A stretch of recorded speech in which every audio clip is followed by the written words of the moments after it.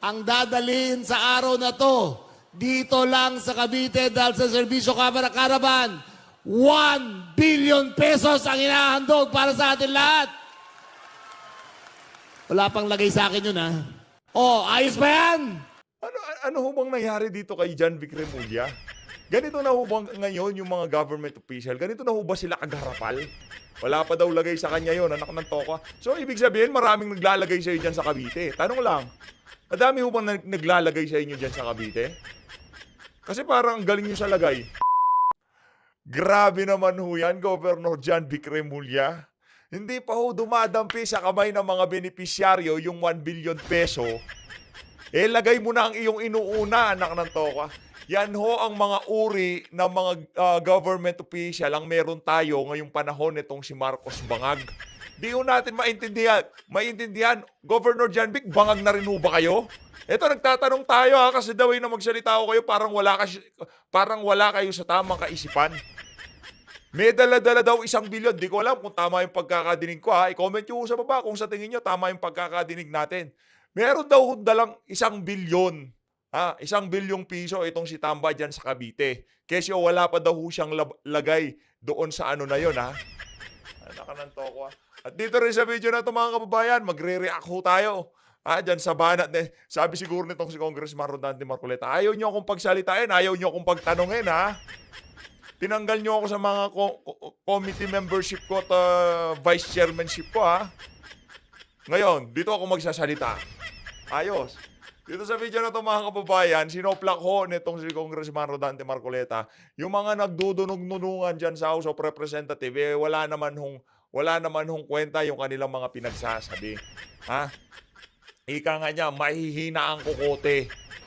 Pero bago yan, mga kababayan, isang like at isang subscribe, masaya na ho tayo dyan para ho tayong nakakarinig ng palakpakan. No? Pagka nakakakita ho tayo ng like sa ating mga video at kung gusto nyo sumali sa ating community para kayo hong pinakaunang makakita sa ating mga reaction video, click nyo lang ho yung join button sa baba. At kung sakaling magurgur ho ang ating channel, mag-subscribe ho kayo dyan sa PH Trending sa baba. Kasi backup channel ho natin yan kasi marami na hong nagkakagurguran ng channel dito sa YouTube. Kumbaga backup lang, kung sakaling mawala to, mabilis ho ninyo akong makita. Ayun na nga, mga kababayan, pasadaan ho natin na mabilisan. Etong mga kasinungalingan, etong si Tambaluslos. Yan ang nga ba sinasabi natin? Ito kasi problema dito. Hindi ho nila maitatago ang katotohanan. House Speaker Romualdez, nanindigang walang impeachment plot versus Sara Duterte. Wala pa. Kasi pagka ho, napakaaga pinag-usapan niyang impeachment plot na yan, magtatanong ang sambayan ng Pilipino.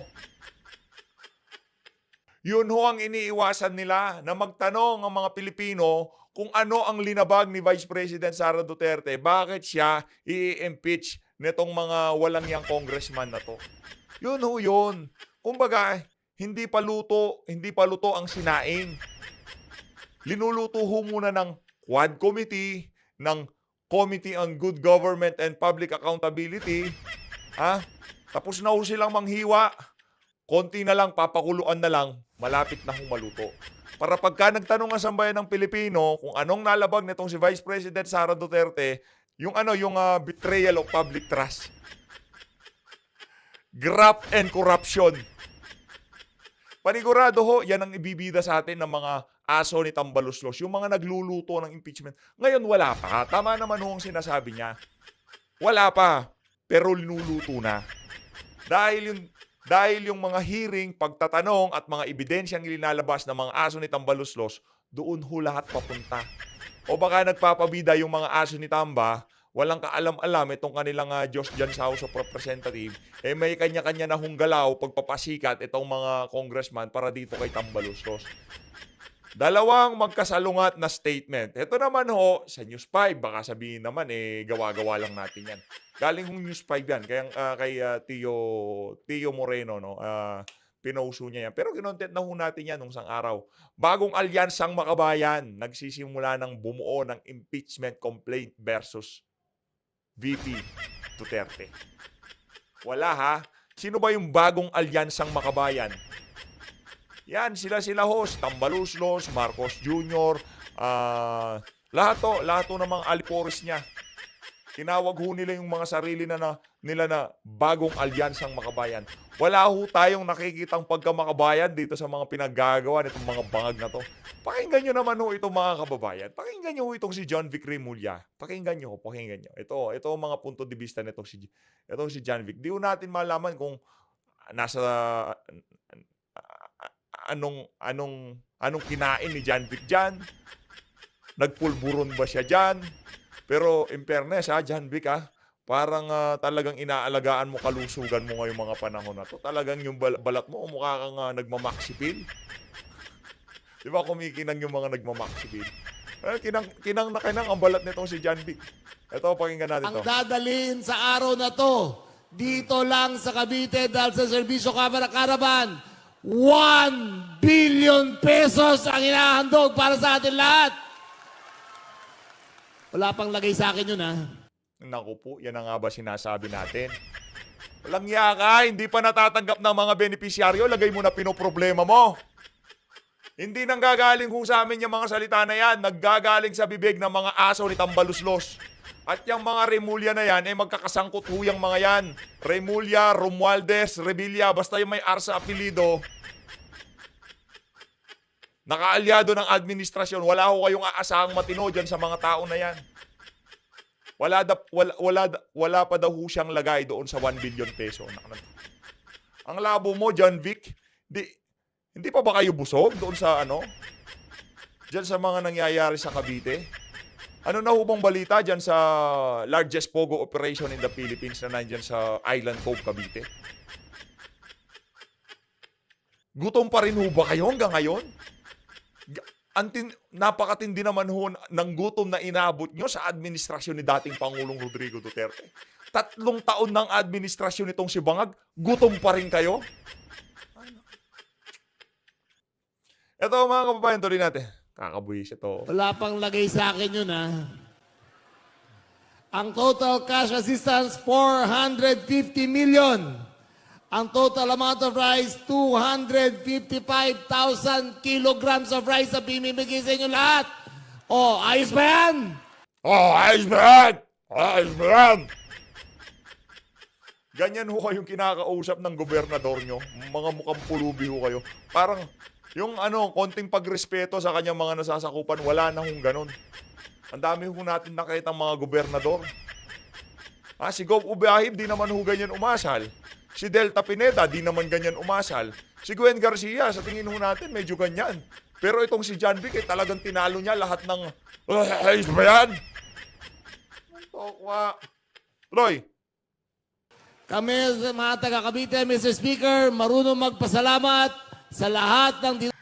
Natatawa na lang si Tambay. Mamaya, tuloy ho natin to, yung buong pagpapasalamat nitong si John Vic Remulla dito kay Martin Tambaluslos Romualdez. Dito sa bahagi ng video natin na to, rekta ho tayo sa mga punto de vista nitong si Congressman Rodante Marcoleta. Ito sana mapanood dito, mapanood dito ng mga nasa administrasyon. Kasi nabibingi ho itong mga tao na to, yung mga tao sa Malacanang, nabibingi sila doon sa sarili nilang ingay.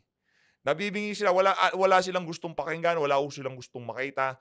Ang pagkakaalam nila, bagong Pilipinas, alyansa ng mga Tambaluslos, alyansa ng makabayan, o kung ano pa man yung alyansa na yan, akala ho nila, mahal ho sila ng sambayan ng Pilipino. Lahat ng sinasabi nila ay pinapaniwalaan ng bawat isang Pilipino. Nagkakamali ho kayo. Dito sa pagsasalita na to ni Congressman Rodante Marcoleta, magkakaalaman ho tayo. Pakinggan ho natin ang mga punto de vista ni Kong Dante. Congressman Rodante Marcoleta. Hindi ko na po babatiin lahat yung mga opisyales na nandito ngayon, both sa Caraga or Davao Oriental, dahil binanggit na pong isa-isa ni Mayor Osnan kanina. Babatiin ko na lamang po ang mga guro na nandito ngayon sapagkat today is the World Teachers Day. Nung binata po ako, marami po akong nakilalang mga dalaga. Meron pong mga accountant, merong abogado, merong doktor, merong nurse. Magaganda po sila lahat. Pero sabi ko, pag mag-aasawa ko, gusto ko teacher ang maging asawa ko. Kaya ang asawa ko po ay isang teacher. Nakagaya po ninyo. Ang sabi po nila, invest in our teachers and our children will succeed. Naalala ko po yung Magna Carta for Public School Teachers. It's an old law enacted in 1966, some 58 years ago.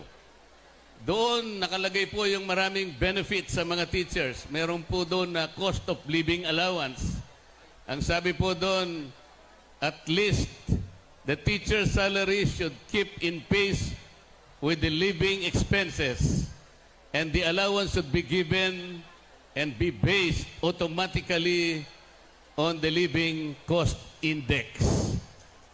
On an annual basis, the Secretary of Education should submit to Congress, ang sabi po doon, a recommendation for an appropriation for this cost of living expenses. Nangyayari po ba yun sa inyo? Meron pa pong sinasabi na special hardship allowance. Ito po ay yung pong exposure ninyo to difficult situations from commuting to your assignments and other exposures. Ang sinasabi po doon, you should be paid at least 25% of your monthly salary. Nangyayari po ba yun? Meron pa pong sinasabing medical examination and medical treatment which will be given free to all teachers. At kapag ka doon sa medical examination napatunayan meron kayong sakit, you will be treated for free. Nangyayari po ba ito? Sana po darating ang araw, makasama ko si Senator Win Gatchalian para kaming dalawa po by the oversight function of the Senate. Titingnan po nating mabuti kung napatutupad na mabuti ang Magna Carta for Public School Teachers. Ang sinasabi po kasi, the declaration of policy is to promote and improve the social and economic status of public school teachers, their living and work conditions, including the requirements for employment and career prospects. 58 years after the enactment of the law, we have yet to fulfill the realization of this declared policy. Kaya kailangan po siguro, total nandiyan naman si Senator Win, baka sakali pong magkita naman kami sa susunod na Senado. Meron pa pong Suportahan ho natin ha. Suportahan ho natin tong si Kong Dante. isang sinasabi about teachers. A good education can change anyone. Naku, May yan I ang nga po propose a sinasabi little natin. amendment? A good education can change anyone, but not everyone. Alam po niyo kung bakit? Tingnan po niyo yung mga colleagues ko sa House of Representatives. I thought they had good education. Naku po! Nagbabantay ho ang mga guro, nagbabantay ho ang sambayan ng Pilipino, kaya kayong nasa Malacanang, nakikita nyo ho ba ang dami ng tao na to? Antay lang kayo. Kung akala nyo, kontrolado nyo lahat ng nangyayari ngayon. Oo, yung mga serbisyo pair nyo. Yung kitang-kita naman na hinahakot nyo yung mga dumadalo sa mga pagtitipon na kung saan pupuntahan itong si Tambaluslos. Kitang-kita ho yun. Kitang-kita ho namin yun. Nakasakay sila sa mga bus. I thought they were all taught by good teachers like you. I believe they have valued all our laws and our traditions, as the teachers always say during our years of education. Pero tingnan ninyo yung nangyari. I was only defending our rules in the House of Representatives. I was only defending the traditions that make us all, because these traditions are the ones that we kept for so long a time. These are time-honored traditions that cannot just be discarded, cannot be erased. The office of the Vice President is not subjected to questions. And that is the well-kept tradition. Palakpakan ho ang madla, palakpakan ho ang mga tao. Sana sa mga feeling nila, kontrolado nila ang sitwasyon. Nga siguro ngayon, pero pagka nagkabistuhan na, nagkabukuhan na, nagkalatagan na ng resibo at kitang-kita naman na walang mang nagagawa ang administrasyon na to sa loob ng 3 taon, galing-galingan nyo ho. Dahil hindi nyo madadaan sa kampanya yung mga kalokohan, yung mga kung ano mga pinagagawa nyong kabangagan. Eh hindi ko kayo ibabalik o hindi iboboto ng sambayan ng Pilipino yung kandidato nitong si Bangag kung ganito mga pinagagawa nila. Eh ano pong gagawin natin? Huwag po kayong mag-alala. Marami naman po kayong tinuruan, mas marami po yung magagaling kesa doon sa mapupuro lang ulo. Yun! Hindi na po ako magtatagal because we have a flight to catch up. Ang sasabihin ko lamang po sa inyo, kayo pong mga teachers, na alam ko po ang buhay nyo sapagkat ang aking may bahay ay katulad ninyo, I implore that you continue to be heroes. I came here not only to celebrate with you, I came here not only to pay tribute to you, but I came here to seek your solace, your guidance, and your inspiration to what is happening in the House of Representatives. Huwag po kayong mag-alala. Yung itinuro po nyo sa inyong magagaling na estudyante will be kept forever in our hearts. And we will fight whatever it takes. I'd like to end by saying this to the people of the municipality of Caraga and to the rest of the people of Mindanao. Gikan sa akong kasing-kasing, gihigugma ko kamong tanan. Thank you. Ayun na nga mga kababayan, doon ho nagtatapos ang speech nitong si Kong Dante. Yan sa pagdiriwang ng World Teachers Day dyan sa Caraga, no? Napakaganda ng mensahe ni Kong Dante. At sa mga nabitin, doon kay, ang pangalan to? John Vic, si Boy Lagay. May pangalan ka ngayon, Boy Lagay.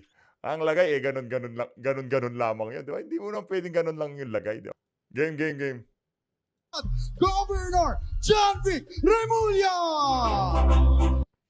Nakakatakot naman yung nag-a-anunsyo. Parang nangangain ng bata. Remulla! Gusto ko marinig ang 10,000 palakpak na nandito ngayon. Pasalamatan natin ang ating ginagalang na Speaker of the House na si Martin Romualdez nang siyang nagsigurado na madadala ang serbisyo caravan dito sa inyong distrito. Palapakan natin ating Speaker. Palong-palo ka, sir, ha? Parang naririnig ko sa'yo si Willie Revilla. Game. Siyempre inyong minamahal na Congressman si Jolo Revilla. Ang ating party list, Agimat Party List. Nandiyan ba?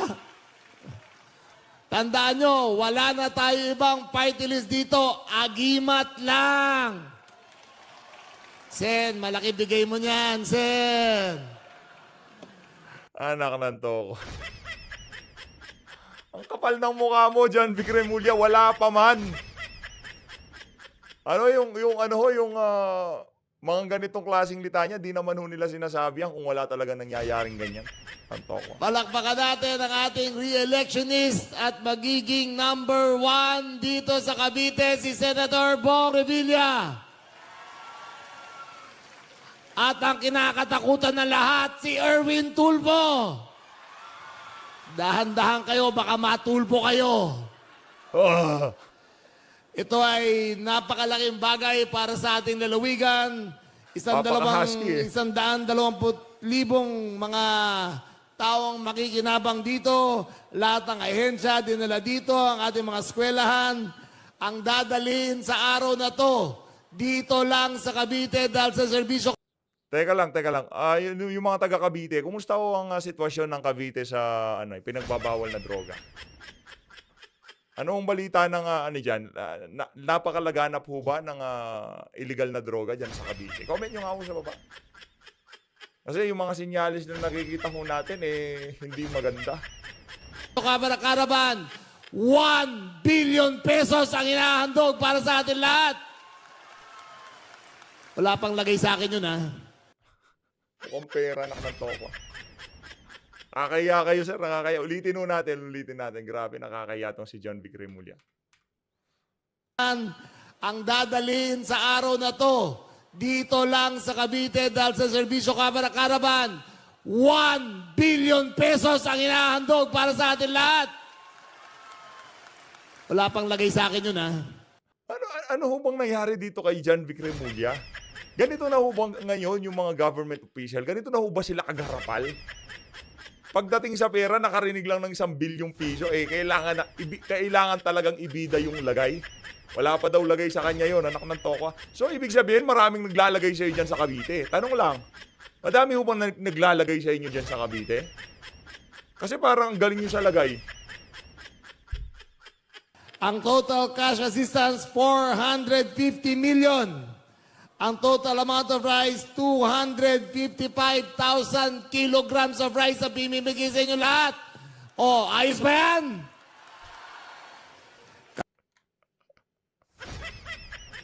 Ayos ba yan? Kami, mga taga-Cavite, Mr. Speaker, marunong magpasalamat sa lahat ng dinadalo sa amin dito. Nagkakaisa kami para sa inyo, nagkakaisa kami para sa Cavite, nagkakaisa kami para sa bagong Pilipinas. Mabuhay ang Cavite, mabuhay ang bagong Pilipinas, mabuhay ang ating Pangulong Bongbong Marcos. Maraming salamat po.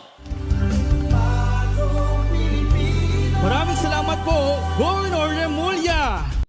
Ayun na nga mga kababayan, dito na ho natatapusin ang ating reaction video. Maraming salamat ho sa pagsuporta sa PH Update. Nakita nyo naman ho kung gaano kabangag ang datingan nitong si John Vic Remulla.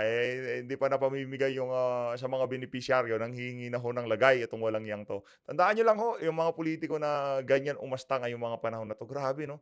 Para ho silang nasa wild.